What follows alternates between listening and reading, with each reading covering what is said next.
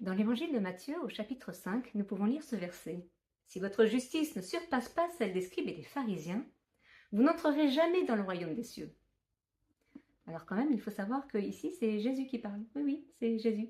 Et c'est Jésus qui nous demande d'avoir une justice meilleure que celle des scribes et des pharisiens, dont on sait qu'elles étaient déjà au top level à l'époque. Et ce n'est que le début.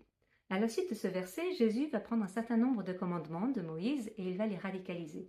Ainsi, vous avez entendu dire aux anciens, tu ne commettras pas de meurtre, mais moi je vous dis, quiconque se met en colère contre son frère sera passible de jugement.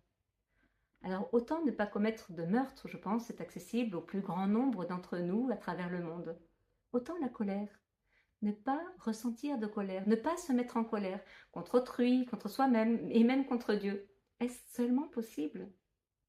Et Jésus continue ainsi avec un certain nombre de commandements jusqu'à dire « Si ton œil droit doit causer ta chute, arrache-le et jette-le loin de toi, car il est avantageux pour toi de perdre seulement une partie de ton corps que de perdre tout entier dans la géhenne. » C'est quand même radical comme discours et c'est peut-être pas très séduisant. Mais pourtant, c'est une parole libératrice. Car Jésus nous montre qu'en fait, on ne peut pas se sauver par nous-mêmes.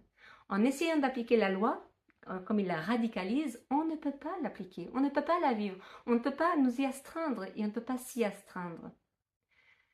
Et juste avant ce passage, Jésus nous donne une parole extraordinaire. Il dit « Je ne suis pas venu abolir un iota de la loi, mais l'accomplir. » C'est lui, Jésus, qui accomplit la loi. C'est lui qui la remplit de sa présence. Autrement dit, la loi, si je veux la vivre, je ne dois pas la lire comme un commandement qui m'est donné et que je dois appliquer. Je dois la lire comment Jésus l'a assumé.